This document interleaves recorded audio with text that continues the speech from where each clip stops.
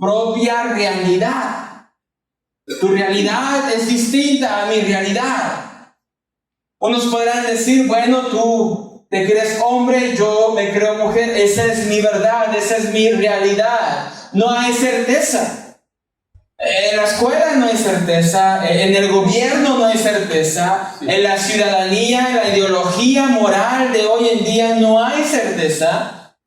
Incluso, hermanos, en la propia iglesia muchas veces no hay certeza. ¿Por qué? Porque muchas veces cometemos errores como por decir, tú entiendes esto de la Biblia, pero yo entiendo esto otro de la Biblia. Y esa falta de certeza, porque como ya lo hemos mencionado, la Biblia habla de una verdad. ¿Cuántas verdades hay? Una solamente. La Biblia no habla de una manera distinta a ti y a mí. La aplicación puede ser diferente, puede variar, pero la verdad de la palabra de Dios es única. Hay una sola verdad.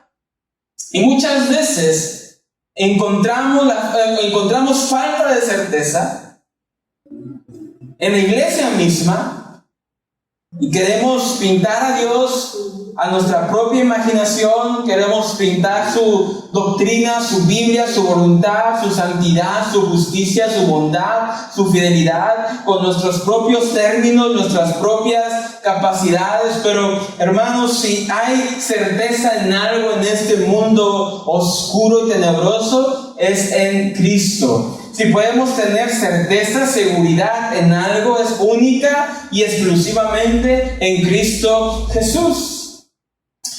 Por eso es que hoy en día vamos a hablar sobre la certeza en el verbo de vida. Vamos a 1 de Juan capítulo 1, si me lo puedes proyectar, Iván, por favor, 1 al 4. Dice lo siguiente: lo que era desde el principio, lo que hemos oído, lo que hemos visto con nuestros ojos, lo que hemos contemplado y palparon nuestras manos tocante al verbo de vida. Versículo 2.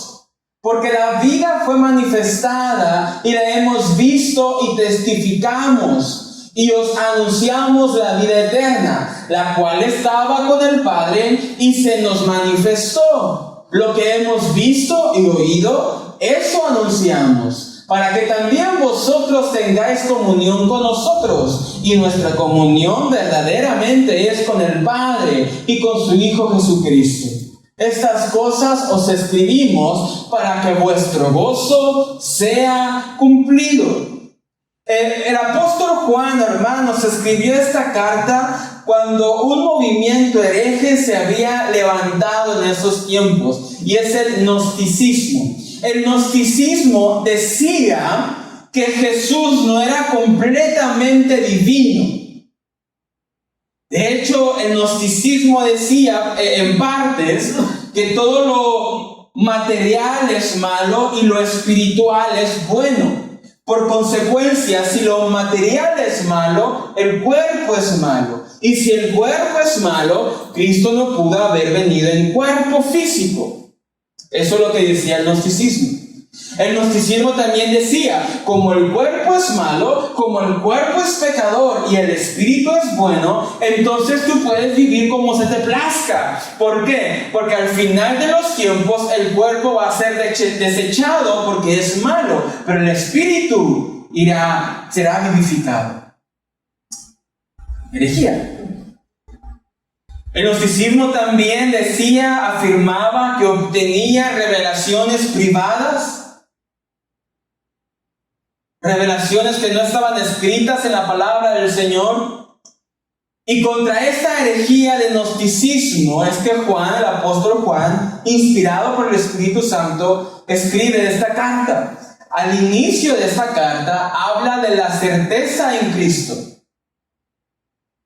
Nuevamente, si hay algo seguro, una certeza a la cual podemos anclarnos, en cual podemos fundamentarnos, si hay una certeza en cual podemos estar firmes, es en Cristo Jesús, en su palabra, en su evangelio, en su obra, en su vida, en Dios, en su Santo Espíritu. Porque todo lo demás debe ser cuestionado. Toda enseñanza, toda doctrina, toda experiencia, toda vivencia que esté fuera de la palabra de Dios debe de ser cuestionada, porque lo único seguro que tenemos, lo único certero en lo cual podemos aferrarnos es la palabra de nuestro Señor Jesús. Así que esta tarde, hermanos, vamos a ver simplemente 5 puntos, que van a ser breves. Y empezamos con el primero, punto número 1. El verbo de vida es inmutable. El verbo de vida es inmutable. Esa es una certeza que podemos tener. Dios no cambia. Cristo es Dios, por lo tanto, Cristo nunca cambia. Génesis 1:1, ¿cómo comienza? En el principio. En el principio, ¿qué pasó? Dios creó. ¿Qué creó? Los cielos y la tierra. Dios existe desde el principio. Dios está desde antes del principio. En el principio, Dios creó los cielos y la tierra. El Evangelio de Juan, capítulo 1, versículo 1, ¿cómo comienza? En el principio era el Verbo, y el Verbo era con Dios, y el Verbo era Dios. En el principio no solamente vemos a Dios en la obra, sino también vemos a Cristo, a nuestro Señor Jesucristo, obrando juntamente con Dios Padre. Desde el principio Cristo ha existido. Una de las enseñanzas, de las falsas enseñanzas que el gnosticismo quería dar, era que Cristo había sido creado por el Padre. En el Discipulado 2 vemos que es importante la manera en que nos expresamos acerca de Dios. Las palabras que utilizamos para referirnos a Dios o a Cristo o a su Espíritu Santo son de vital importancia. Porque al decir que Cristo fue creado por Dios, estamos diciendo que Cristo no es eterno. Que Cristo no puede haber existido desde el principio. Y si Cristo no es eterno, si Cristo fue creado, entonces Cristo es mutable. Tú y yo somos mutables porque tú y yo somos creación, somos creados. Hace 10 años no tenías canas, ahora sí. O hace 10 años tenías cabello, ahora no. Hace 10 años estabas más esbelto, ahora ha cambiado un poco el cuerpo. ¿Por qué? Porque nuestro cuerpo, nuestro físico va mutando porque somos criaturas temporales, creadas. Dios no, Cristo no es creado.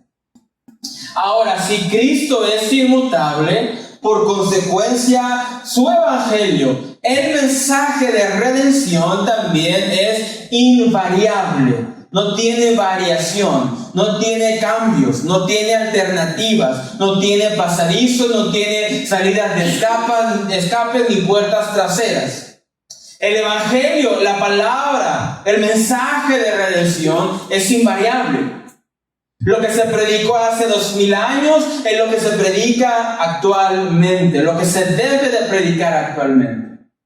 También por consecuencia, hermanos, lo que se creía hace 2000 años debe de ser lo que se cree actualmente. ¿Cómo podemos darnos cuenta si alguna enseñanza o alguna doctrina es bíblica o no es bíblica? Una de las formas, y la mejor forma, es estudiar la palabra para ver que sea fiel bíblicamente. No que solamente esté en la palabra, porque muchas doctrinas usan la Biblia, pero la distorsionan. Pero que esté fielmente adecuada a la palabra. Pero otra forma de ver es viendo la historia de la iglesia. ¿Qué creían los primeros cristianos? ¿Qué creía la primera iglesia, la iglesia primitiva como la creemos? Como la llamamos, perdón. Somos semejantes no en cuanto a práctica, no en cuanto a vida, no en cuanto a circunstancias, porque la vida va cambiando, pero en cuanto a fe, en cuanto a doctrina, porque eso es invariable, no cambia, no varía. Hermanos, el mensaje del Evangelio no cambia según la cultura. El Evangelio no es algo que se modifique por la cultura. Lo que se predica aquí, se predica en China, se predica en Europa, se predica en América del Sur, en África. Por eso es que en muchos países el Evangelio es mal visto. ¿Por qué? Porque va en contra de su cultura, de sus creencias o de los que ellos creen vivir. El Evangelio no se cambia por la cultura. El Evangelio no se cambia por el tiempo. No es que el Evangelio necesite modernizarse y ahora ocupamos ser más conforme a la juventud. Hoy en día vemos que la predicación es 90% chiste, 10% doctrina. El Evangelio no ocupa modificarse. El que quiera escuchar la palabra, dice Jesús, el que tenga oídos para oír, que oiga. El que no quiera escuchar, que no escuche. Pero el Evangelio no se modifica por el tiempo. No pasa de moda. No es anticuado. La palabra de Dios, como dice su testimonio, es viva y es eficaz y es más cortante que una espada de doble filo. No ocupa cambios. El mensaje es invariable. Desde el principio de la predicación, el Evangelio ha sido el mismo. Aquellos que predicaban hace 1000 años, aquellos que predicaban hace 500 años, hace 1500 años, hace 2000 años, predicaban lo mismo. Predicaban de fe y arrepentimiento. Se predicaba que el reino de Dios está cercano, está a la mano. Siempre se ha predicado la disponibilidad de la misericordia de Dios y su perdón divino. La predicación siempre ha instado a los pecadores a reconciliarse con Dios por medio de Jesucristo a través de la fe y el arrepentimiento. Eso no cambia. No puede cambiar. Por lo tanto, un evangelio que fracasa en hablar de fe y arrepentimiento será un evangelio distorsionado. Un evangelio que solamente prometa un color rosa, un evangelio que solamente prometa un mundo de caramelos y deja fuera los dolores de la vida, y deja fuera la esperanza en Cristo, y deja fuera la soberanía, la perfecta voluntad de Cristo, será un evangelio distorsionado. Cuando Juan escribe esta carta, como ya lo mencionamos, el gnosticismo estaba penetrando en la iglesia. Los partidarios del gnosticismo negaban, como ya lo dijimos, la total deidad y la humanidad de Jesucristo. Y por consiguiente, negaban la verdadera esencia del Evangelio.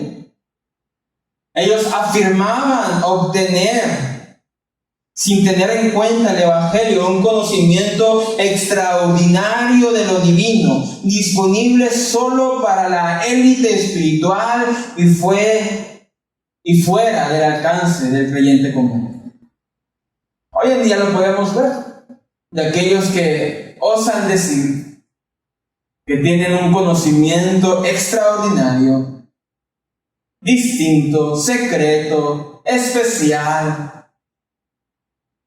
que está fuera de la palabra, que aún contradice la palabra y que pareciera estar fuera del alcance del creyente común. Todo eso envuelve el gnosticismo.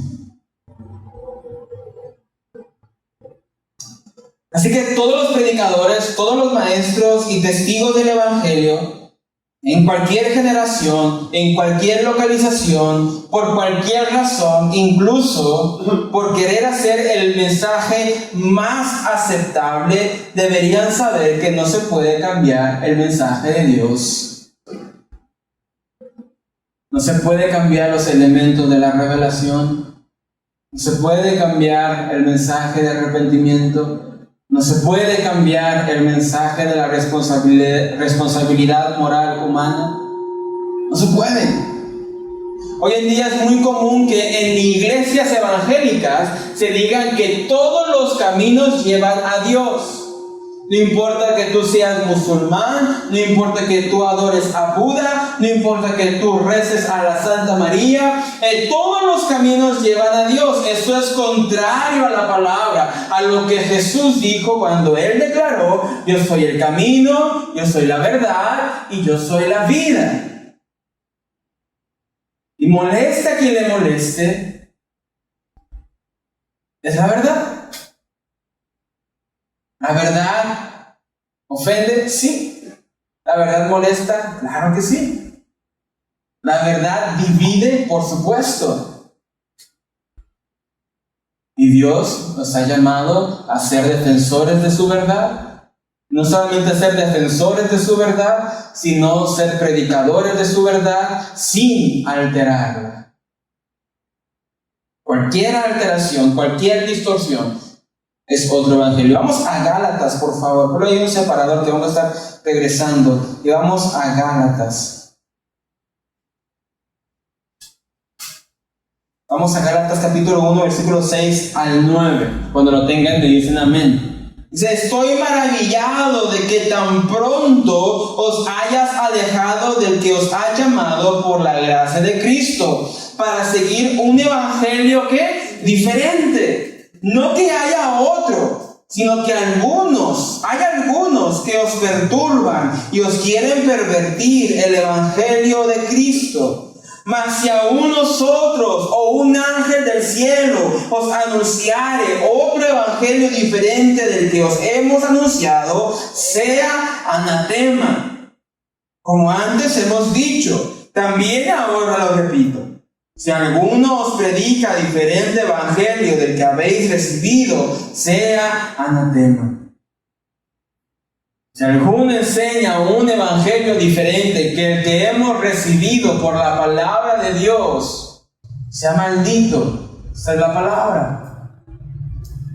Los que se atreven a distorsionar, a moldear la palabra conforme a sus pensamientos, conforme a su conveniencia, ya sea por maldad o ya sea por negligencia, seremos malditos. Esa es la certeza, mis hermanos, que el evangelio no cambia. Tú puedes tener la certeza de que puedes predicarle a tus hijos el evangelio que tú conoces, el evangelio bíblico de Cristo Jesús, que Dios, siendo Dios, descendió, se humilló, se encarnó para estar con los pecadores, vivir con los pecadores, mostrar su gloria a los pecadores y morir injustamente, siendo justo y santo por los pecadores. Pero que ese Dios encarnado, quien entregó su vida por los pecadores, venció la muerte, resucitó, triunfó, y ahora en Él tenemos vida eterna, esperanza, justificación, redención y santidad por su obra maravillosa. Eso puedes mostrarle a tus hijos, a tus nietos, a tus bisnietos, y nunca va a cambiar. Las circunstancias, mis hermanos, no va a cambiar el evangelio. Hoy vivimos con un gobierno que no sabemos qué va a pasar el día de mañana. No sabemos. Pero con todo y eso, el evangelio permanece fiel. No lo modificamos. No lo cambiamos para que más gente llegue. No lo cambiamos para que sea más dulce a los oídos de los incrédulos. No.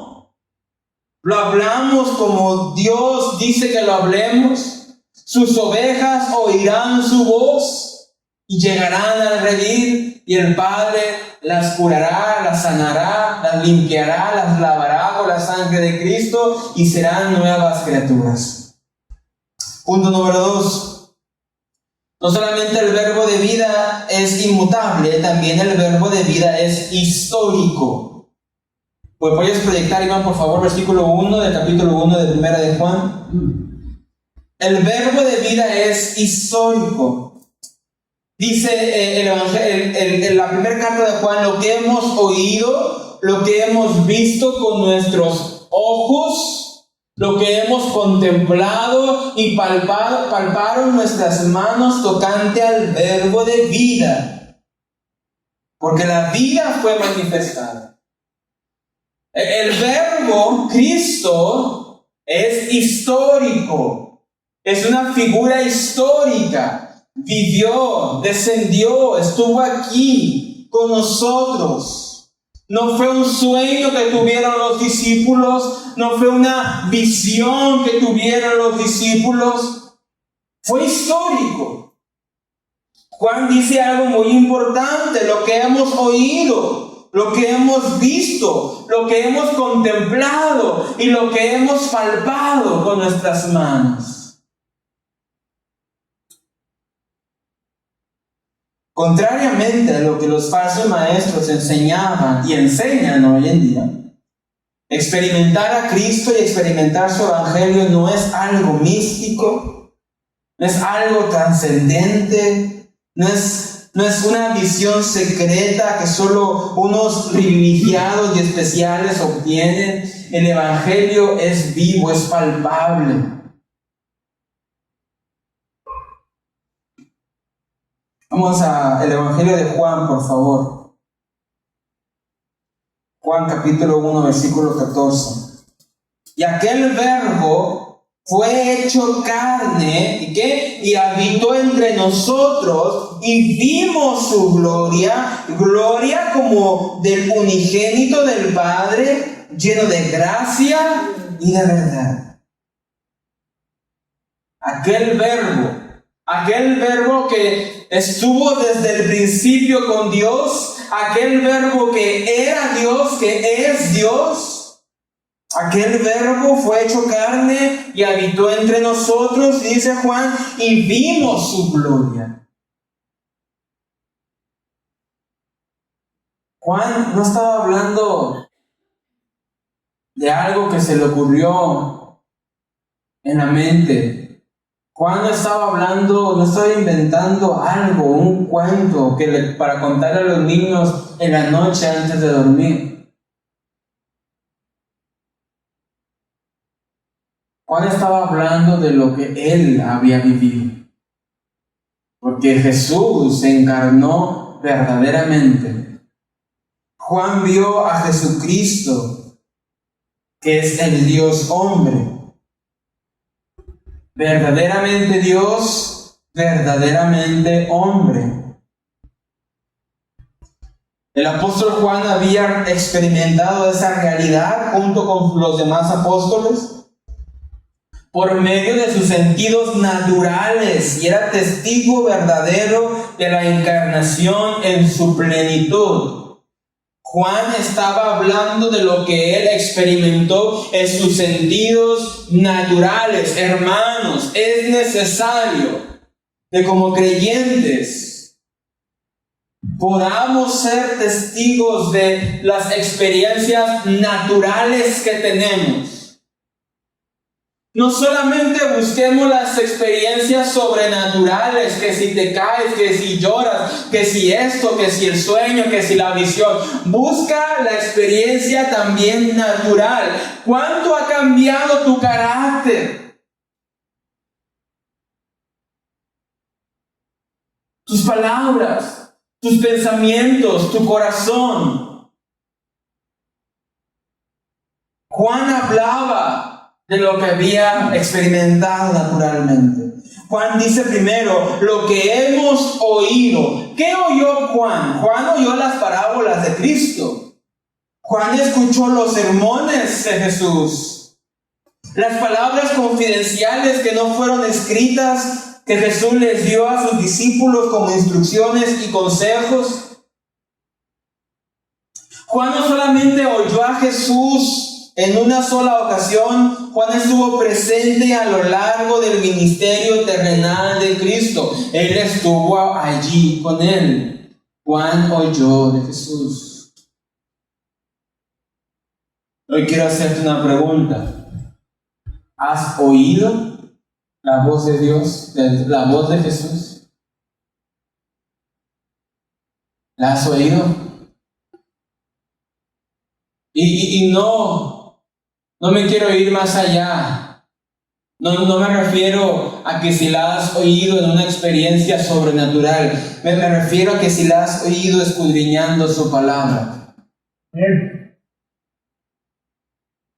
Que si al abrir la Biblia has leído su palabra, has sido confrontado por su palabra. Juan o yo, lo que hemos oído, hablamos, dice. Número 2, Juan dice que lo que hemos visto con nuestros ojos. Lo que hemos visto, Juan vio. Y para aclarar que no se refería a algo sobrenatural, dice lo que hemos visto con nuestros ojos. ¿Tú te imaginas el asombro de Juan cuando Jesús caminaba sobre el mar? Ellos temerosos pensando que era un fantasma y Jesús les dice, no teman que soy yo. ¿Tú te imaginas el asombro de Juan al ver eso?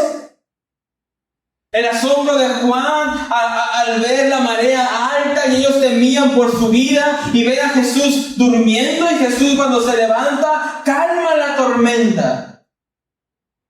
Y Juan vio eso con sus ojos. El asombro de Juan al ver a Cristo crucificado en esa cruz. Y a los 3 días verlo resucitado.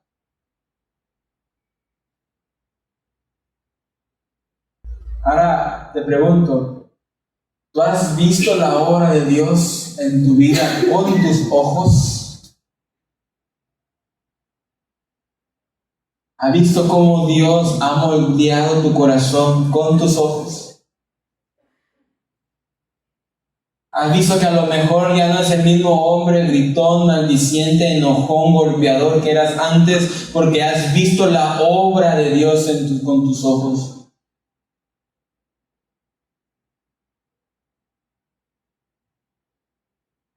Y una pregunta aún creo más importante, si eres casado o casada, o tienes padres, o tienes hijos, tu familia, tu entorno ha podido ver la obra de Dios en tu vida con sus ojos. Porque muchas veces podemos decir que Dios está en nuestro corazón, que Dios obra en nuestro corazón, que Dios nos ha cambiado en nuestro corazón, pero nuestra familia, nuestros hijos, nuestros esposos, esposas, los cónyuges, no lo pueden ver. Lo que hemos oído, lo que hemos visto con nuestros ojos. Juan también dice lo que hemos contemplado. Esa palabra contemplado implica que no solamente fue un simple vistazo o una mirada rápida, al contrario, denota una mirada detenida y escudriñada. Eso quiere decir que Juan estaba atento a Jesús, atento, observando a Jesús, observando su carácter, sus obras, su palabra, su fe. Él estuvo atento a Jesús. Esa palabra es la misma que acabamos de leer, y el Verbo fue hecho carne y habitó entre nosotros y vimos, dice Juan, vimos su gloria. Gloria como del unigénito del Padre. Juan contempló a Jesús. Juan y los otros apóstoles lo observaron atentamente por varios años y vieron las asombrosas e inconfundibles realidades de quién es Jesús. Jesús, el Señor, Dios, Mesías y Salvador, con poder sobrenatural. Eso es lo que observó Juan, y eso es lo que ocupamos observar tú y yo. La asombrosa e inconfundible realidad de quién es Jesús. El Señor, Dios, Mesías, Salvador, con poder sobrenatural. Jesús tiene poder sobre los demonios. Vamos a Mateo, por favor. Y se difundió su fama, la fama de Jesús, por toda Siria.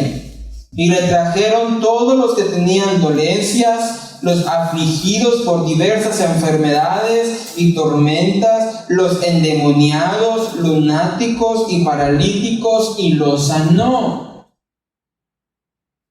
Jesús tiene poder sobrenatural sobre los demonios. Le traían endemoniados y Jesús los libraba de los demonios. Tenemos muchos versículos que no te puedo leer porque me extendería demasiado, que dan testimonio de cómo el Señor libraba a personas de las aflicciones demoníacas.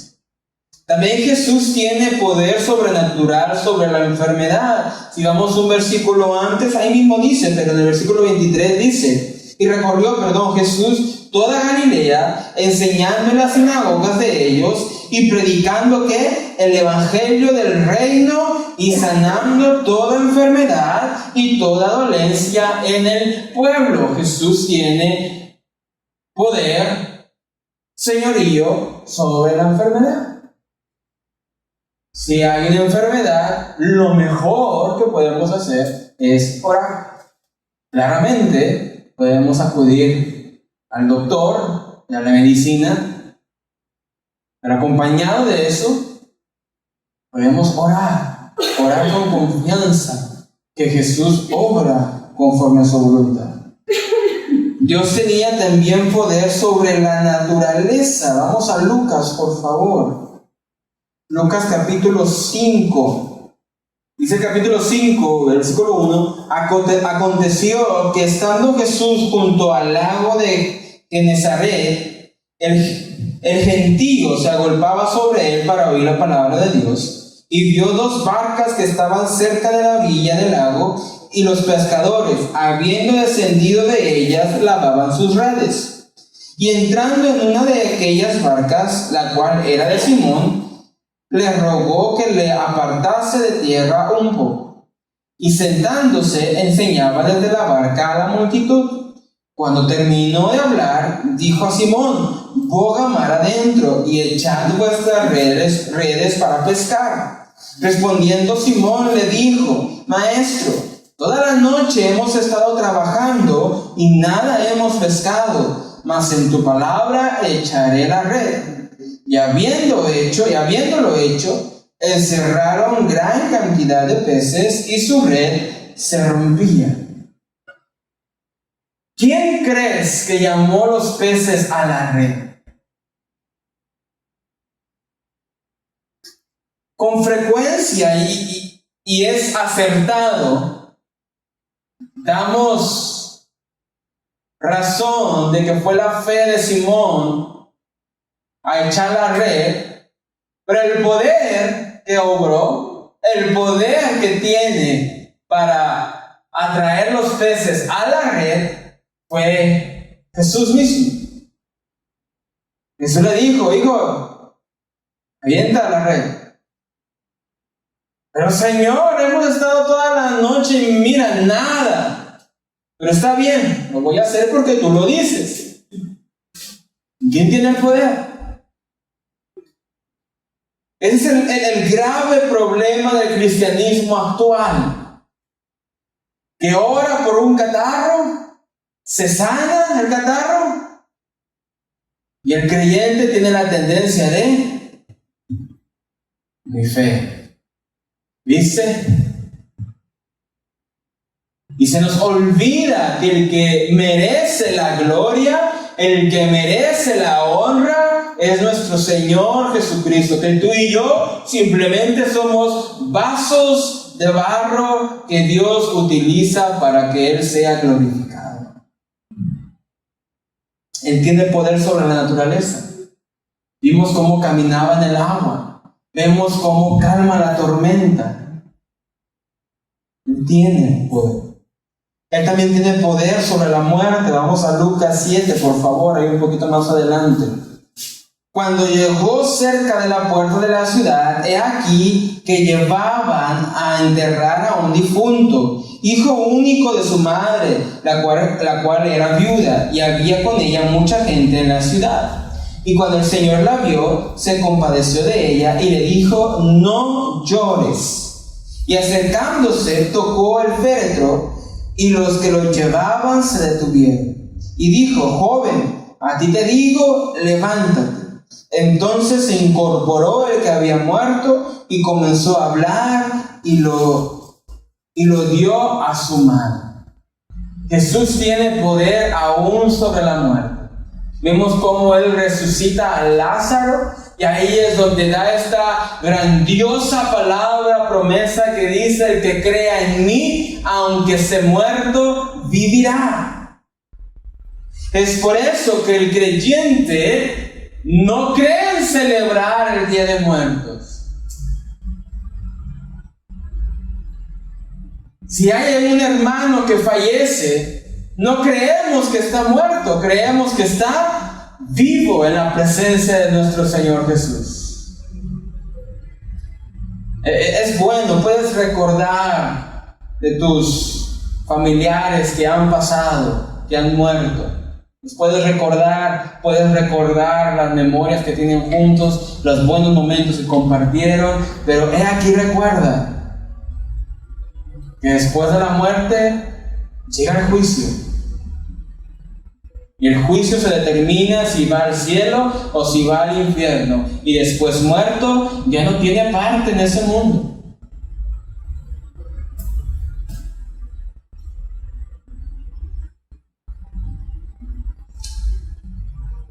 Lo que hemos contemplado, dice Juan. Mira, Juan escribió este libro de Primera de Juan aproximadamente 70 años después de que Cristo murió. Ahora bien, cuando decimos que fue inspirado por el Espíritu Santo, no se refiere a que Juan escribió y no sabía que estaba escribiendo. No, él estaba razonable en esos momentos. Él escribía, y cada cosa que escribía era inspirada por el Espíritu Santo, pero Juan estaba consciente de lo que él estaba escribiendo. Él, al haber contemplado a Jesús, él recordaba cada enseñanza, cada parábola, cada sermón, cada milagro, cada persona que liberaba de demonios.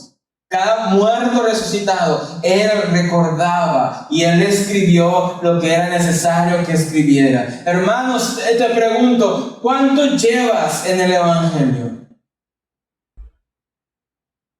¿Cuánto tiempo llevas contemplando a Jesús?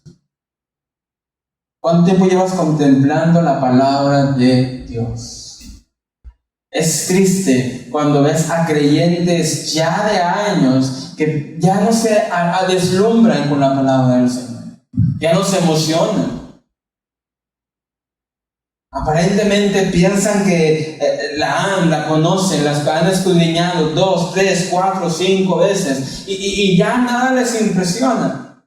Y yo me pregunto, entonces, ¿a quién estás contemplando? ¿En dónde están puestos tus ojos? ¿En dónde está fijo tu mirada? Fija tu mirada.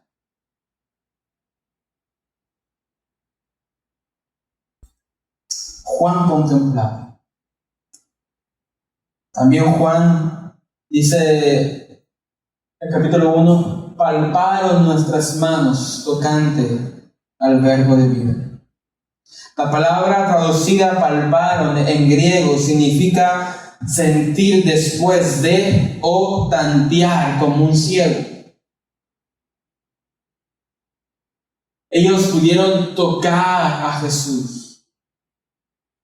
Dice la palabra que Juan en una ocasión se recostó sobre el pecho de Jesús.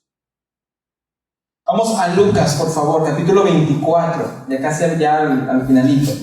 Lucas 24, versículo 36.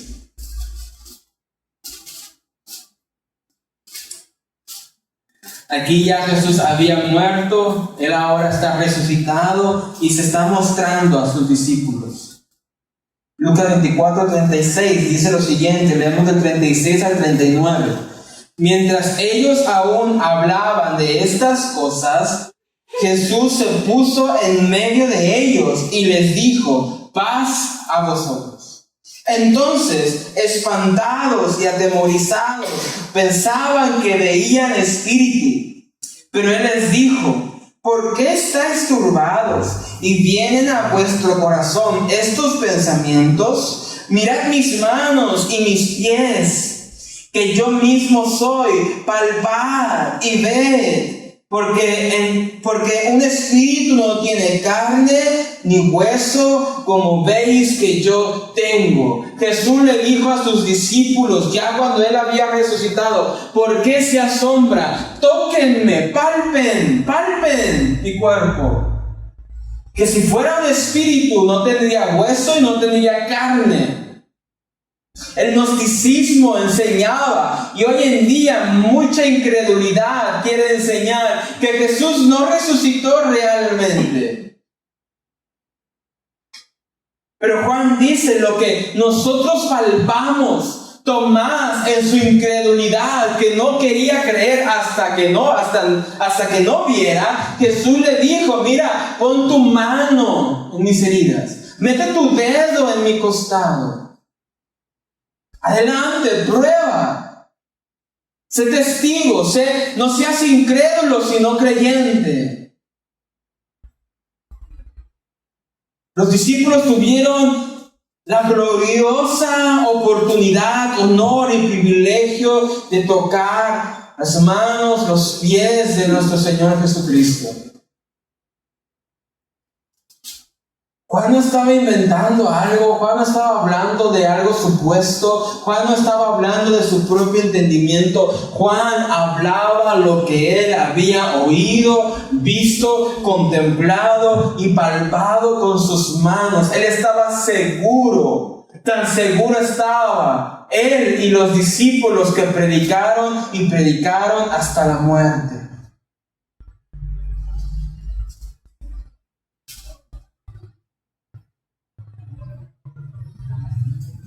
Y hoy en día, hermanos, nos cuesta vivir una vida de fe, porque queremos tener una vida. Hay una canción que dice: un mundo de caramelos, donde todo sepa mejor.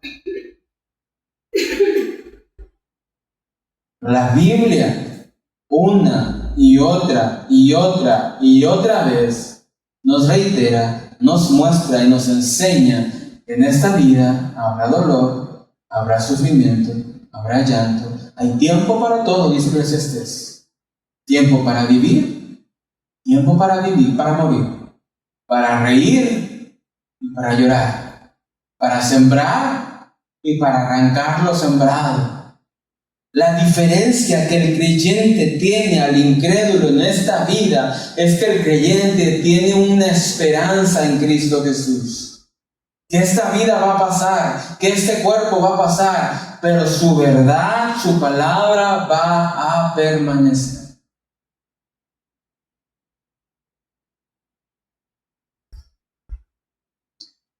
Martín Lutero, en la época de la Reforma, durante la persecución que estaban sufriendo, él escribió un himno que fue un símbolo en esos años de reforma. Él escribió un himno que se llamaba Castillo Fuerte. Y la frase final de este himno dice: nos pueden despojar de bienes, de hogar, incluso pueden matar el cuerpo, pero su palabra es firme y su verdad permanece. Su reino será para siempre. Mis hermanos, Jesús es histórico. Jesús se encarnó. Jesús vivió con nosotros. Él murió verdaderamente. Él resucitó verdaderamente y Él verdaderamente nos dio victoria y vida eterna. No te afanes del cuerpo. No te afanes de la vida. No te afanes de lo material. No estoy diciendo que te descuides físicamente, claro que es bueno que estés sano. No estoy diciendo que seas pobre, claro que es bueno que trabajes y quieras superarte, pero no te afanes en estas cosas. Hay una gloria aún mayor, y esa es la de nuestro Señor Jesucristo. Hay un tesoro aún mayor, y ese está en la presencia de nuestro Señor. Pedro le dice a Jesús: Señor, nosotros lo hemos dejado todo. ¿Qué hay para nosotros?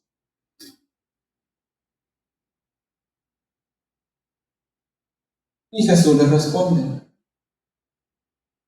aquellos que han dejado casa, familia, madre, esposo, esposa, hijos, hijas, la recibirán aún mayor allá en la gloria, con sufrimiento, con dolor. Pero hay una gloria mayor. Número 3. Ya vimos que el verbo es inmutable, el verbo de vida es histórico. Número 3, el verbo también es transmisible, se transmite. ¿Me puedes proyectar versículo 2, Iván, por favor?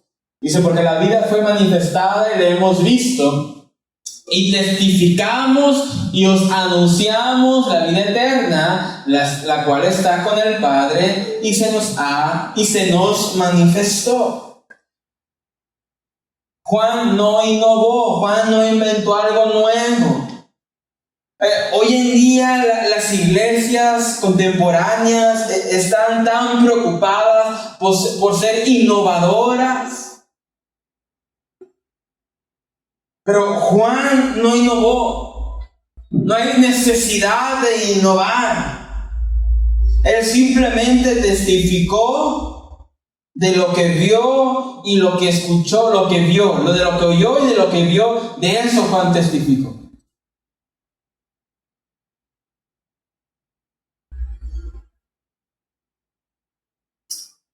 Allá en Estados Unidos hay un mal dentro de las iglesias.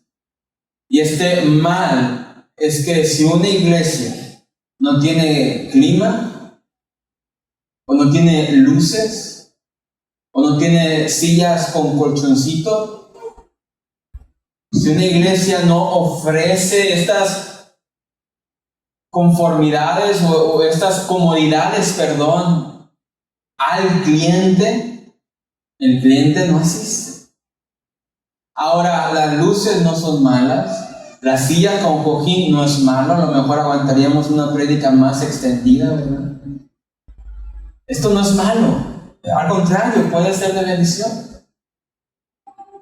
Pero cuando dependemos de esto, cuando abusamos de esto, que una prédica sea un poco chistosa, no es malo. Pero cuando se abusa de esto, cuando se depende de esto para tener a la gente entretenida o atenta, mis hermanos, debemos de preguntar: ¿qué queremos transmitir? Porque el verbo es transmisible, se muestra, se enseña, se transmite. El anuncio del Evangelio es algo transmisible, se puede comunicar de manera eficiente. Al mismo tiempo, el Evangelio debe de ser un testimonio. No podemos hablar de lo que no conocemos y no podemos guiar a alguien a donde no hemos ido. Ya lo he contado en una ocasión. Una mamá de un joven me dice: Kevin, mi hijo ya no quiere venir a la iglesia. Pero esta mamá tampoco iba a la iglesia. Le digo: hermana, pues si usted no viene, ¿cómo quiere que su hijo venga? ¿Qué le está transmitiendo a su hijo? Como tú hablas, tu hijo va a hablar. Lo que tú ves, tu hijo va a ver. Lo que tú escuchas, tu hijo va a escuchar. Y en mi casa, constantemente, bueno, no constantemente, no todos los días, pero cuando tengo tiempo y oportunidad, estoy en el piano cantando alabanzas, cantando himnos, y mi hija se lo sabe. Esto es todo lo que creo el Rey, y mi hija la canta y se la sabe. Siempre vas como un río. Esa me gusta mucho. Siempre cuando agarro el piano, la primera que canta. Y hasta mi hijo chiquito se ríe porque le gusta esa canción, yo pienso. Pero lo que escuchamos. A veces mi hija va con sus abuelos, se lo llevan a la camioneta a dar la vuelta de paseo. Y una vez llegó a la casa y empezó, y déjalo que te toque, y déjalo que te toque. ¿Por qué? Porque lo que escuchamos, eso vamos a transmitir. Si tú no alabas al Señor, no esperes que tu familia lo haga. Si tú no lees la palabra del Señor, no esperes que tus hijos lo hagan. Si tú no te comprometes con el Señor, no esperes que tus hijos lo hagan. ¿Por qué? Porque esto es transmisible, se transmite, se comunica.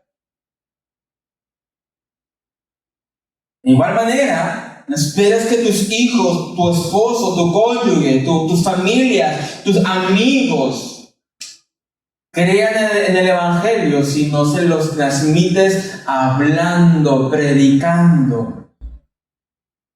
Evangelio significa buenas nuevas, buenas noticias. ¿Y las noticias cómo se transmiten?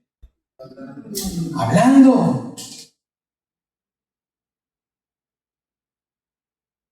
Debemos de hablar, transmitir. Es lo que hacía Juan. Al mismo tiempo, entonces el Evangelio debe de ser un testimonio de las maravillas de Jesús. Hablar de lo que conocemos y de dónde hemos estado. De lo que conocemos. Para conocer, ¿ocupamos qué? ¿Ocupamos? Leer, conocer. Y para guiar necesitamos haber experimentado. Mira, yo era antes alcohólico, pero el Señor me transformó. Sí fue difícil al principio. Sí, luchas con tu carne. Sí, estás ahí con tu mente y los pensamientos. Pero Cristo te da las fuerzas para seguir adelante. Pero si tú no has pasado... Si yo antes era así, pero mira, Dios, Cristo con su Espíritu Santo en su palabra me fue cambiando y transformando. Antes era enojón, antes era peleonero, antes era drogadito, pero Dios me fue cambiando. Fue una lucha con mi carne, fue una lucha con mis pensamientos, fue una lucha con mis deseos, pero Dios da fuerzas. Y aquí estamos. Pero si el compañero del trabajo ve que de repente te avientas un tecate, te das a trompadas con alguien, ¿cómo podemos guiar? Seríamos ciegos guiando a ciegos. Estamos transmitiendo. Número 4, para ir aterrizando. El verbo de vida es relacional. ¿Me puedes poner el versículo 3, por favor, Iván? Lo que hemos visto y leído, eso os anunciamos para que también vosotros tengáis comunión con nosotros, y nuestra comunión verdaderamente es con el Padre y con su Hijo Jesucristo. Aquí Juan está hablando como apóstol. Pablo en una ocasión le dice, no recuerdo a quién, pero Pablo dice en una ocasión, imítenme a mí, porque yo imito a Jesucristo. Hoy en día decimos lo contrario. No, a mí no me mires. Mira al Señor. No. Mírame a mí porque yo imito. Imítame a mí porque yo imito a Jesús. Esa es una responsabilidad, es un compromiso que Pablo, que Juan tenía. Mira lo que dice. Para que también vosotros tengáis comunión con nosotros. Y nuestra comunión, ¿nuestra quién? De los apóstoles, nuestra comunión verdaderamente es con el Padre y con su Hijo Jesucristo. Mira, ven, sígueme. Y yo estoy siguiendo las huellas del Maestro. Vamos a la iglesia, vamos a orar. El verbo es relacional. El estar con Cristo es estar en comunión con el Padre, con su Hijo y con el Espíritu Santo y con su iglesia. Hermanos, el que ama a Dios, ama a su iglesia. Uno no puede amar a Dios y odiar a su iglesia. No, el que ama a Dios, ama a su iglesia, ama su obra, ama su ministerio, ama el trabajo que Dios ha puesto en esta vida para su iglesia. La palabra traducida de comunión viene del término conocido griego como koinonia, que significa una participación mutua en una causa común o vida conjunta. Koinonia significa una participación mutua en una causa común o vida conjunta. ¿Cuál es nuestra causa común de congregarnos? ¿Cuál es nuestra causa común de congregarnos? ¿Por qué nos congregamos? Dios, escuchar su palabra. Ahora, si no sabes por qué te congregas, ahí ya estamos empezando mal, hermano. Nuestra causa común es Dios. Venimos para escuchar la palabra de Dios. Venimos y nos congregamos para alabar a Dios. Esa es nuestra causa común. Por eso tenemos koinonia, porque tenemos una causa común, una relación común que es Dios. Entonces la iglesia se trata de algo más que una simple asociación. La iglesia es familia. La iglesia debe estar unida, no uniforme, porque todos pensamos diferente, tenemos gustos diferentes, pero debemos estar unidos.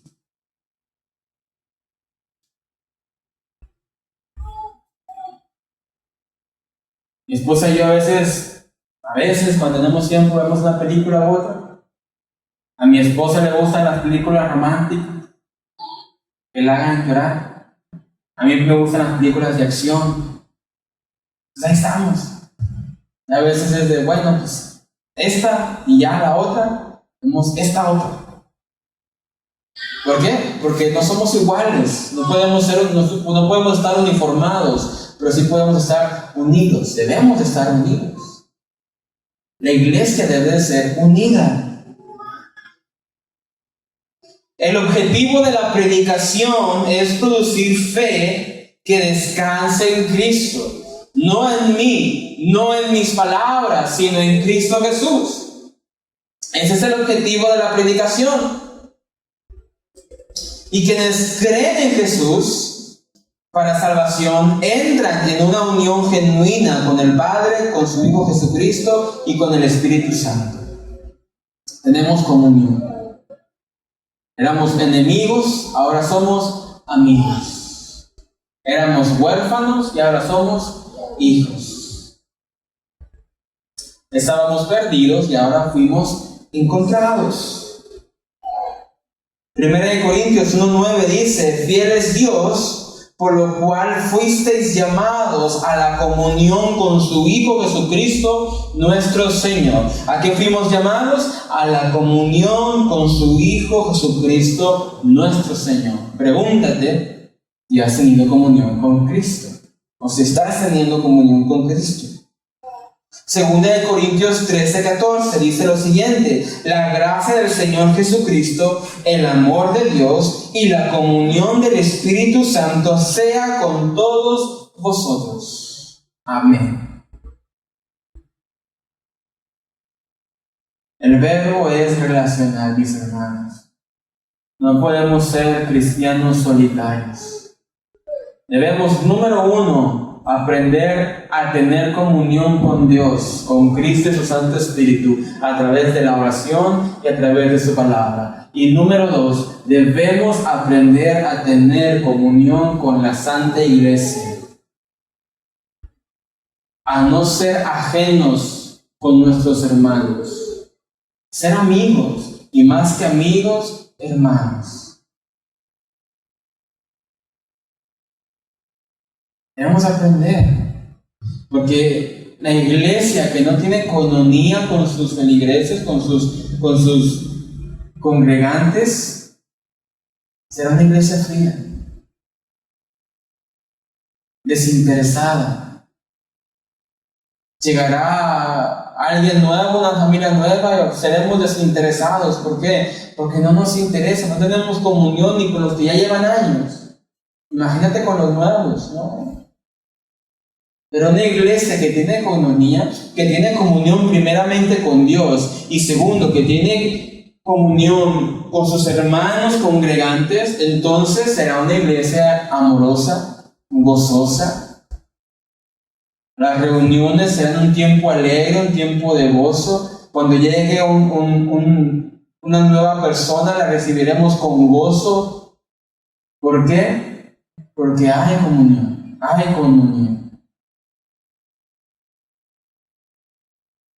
Número 5. El verbo de vida es gozo. ¿Me puedes predicar el versículo 4, Iván, por favor? Estas cosas os escribo, dice el apóstol Juan, para que vuestro gozo sea cumplido. El mensaje del Evangelio produce gozo, produce verdadero gozo.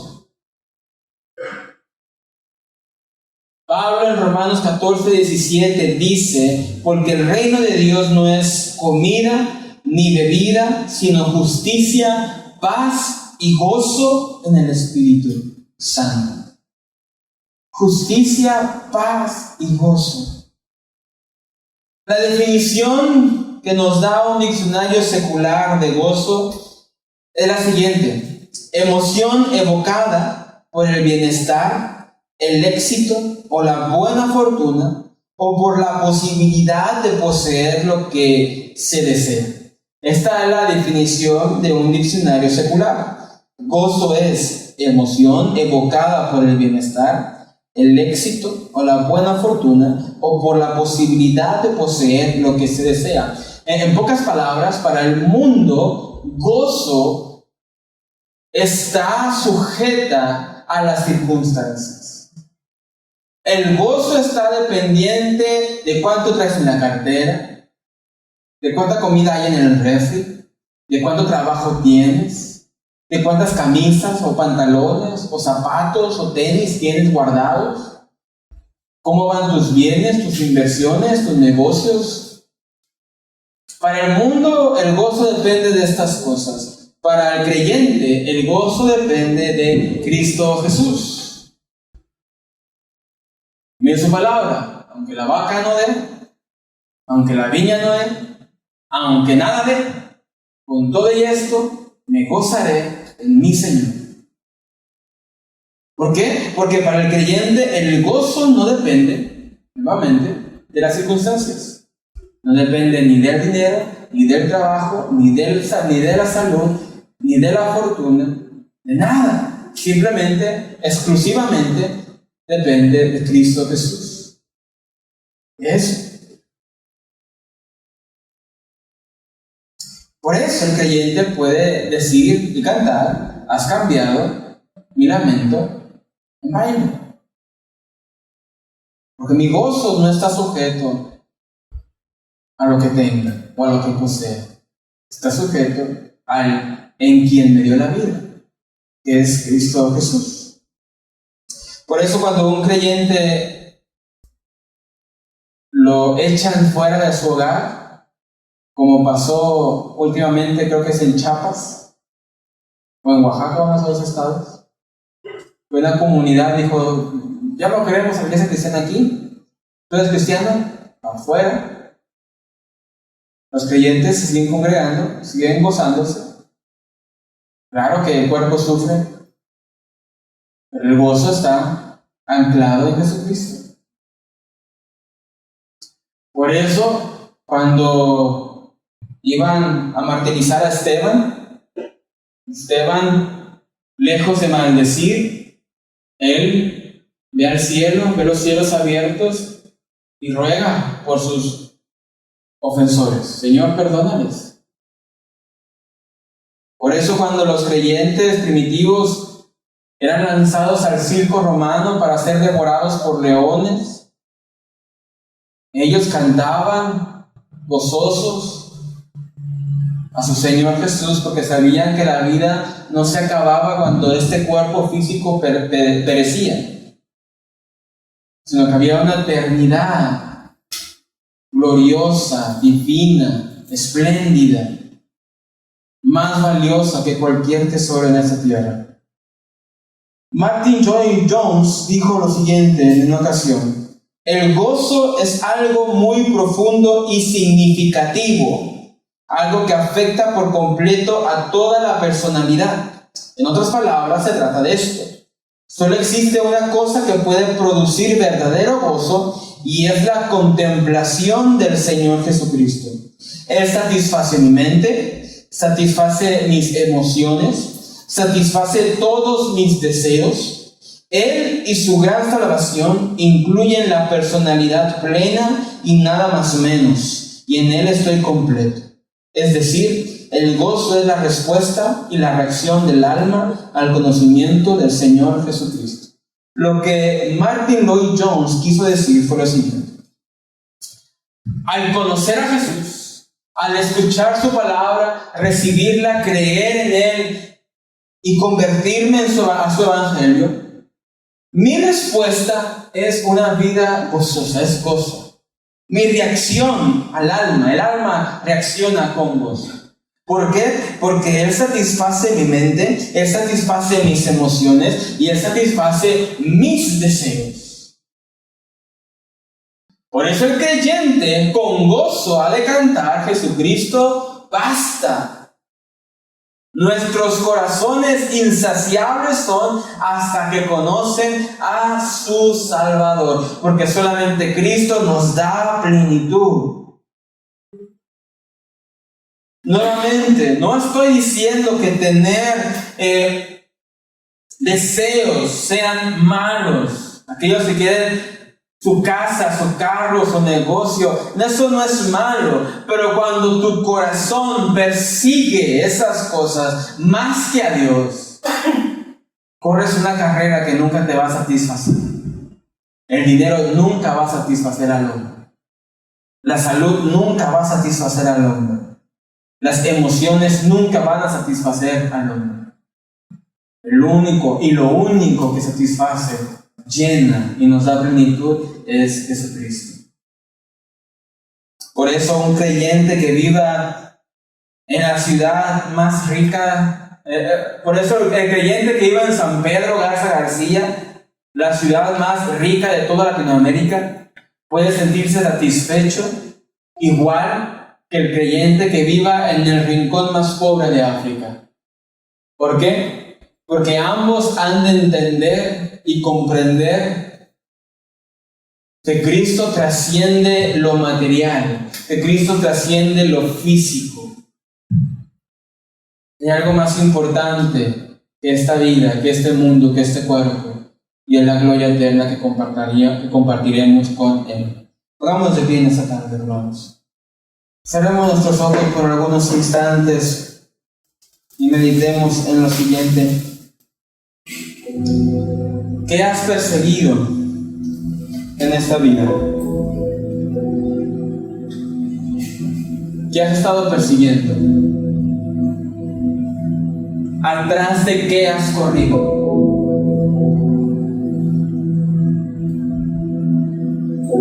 ¿Has corrido persiguiendo dinero, fama, fortuna, salud, bienestar? Estas cosas no son malas en sí mismas, pero son inciertas. Son inciertas.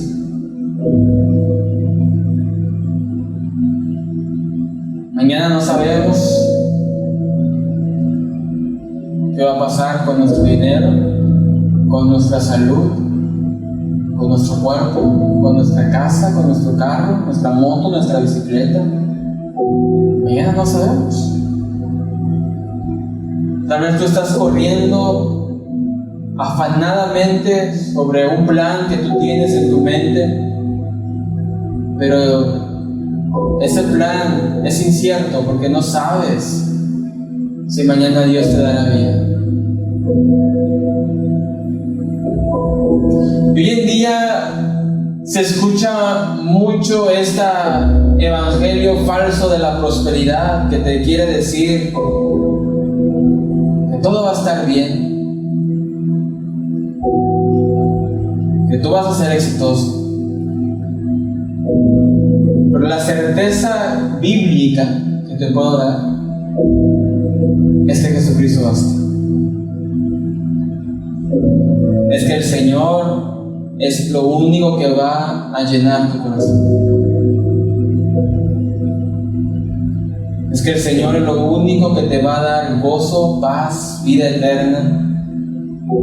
Que claro, tú seguirás trabajando, tú seguirás esforzándote, tú seguirás luchando para sacar tu familia adelante, pero entenderás entonces que nada en esta vida vale la pena como para alejarse de Cristo. Nada en esta vida, ni un peso más, ni un carro más, ni una casa más, ni una prenda más, vale más. Así que en esta noche yo te voy a invitar a que tú ores conmigo y le digas al Señor: Señor, ayúdame a contemplar tu rostro. Señor, ayúdanos a anclarnos, a fundarnos en lo único que es seguro en esta vida, que eres tú. Ayúdanos, Señor, a poner nuestros ojos en lo único que es certero, Señor, que eres tú. Ayúdanos, Señor, a poner nuestro tesoro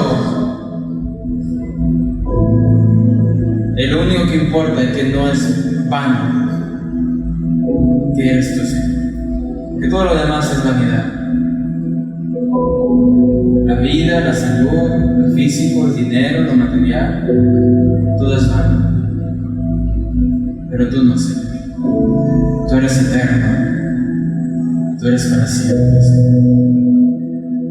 Padre, ayúdanos a entender, Señor, que no es que tengamos que ser flojos o pobres o incapaces, que luchemos, que nos esforcemos, que hagamos, Señor, todo lo que nos permitas hacer, pero que nuestros ojos, nuestro tesoro, nuestro enfoque, nuestro deseo, nuestra plenitud, nuestra llenura esté solamente en ti, Señor. Que tú seas todo para nosotros y que todo te lo entreguemos a ti, Señor. Te bendecimos y oramos y te adoramos. Amén, Señor.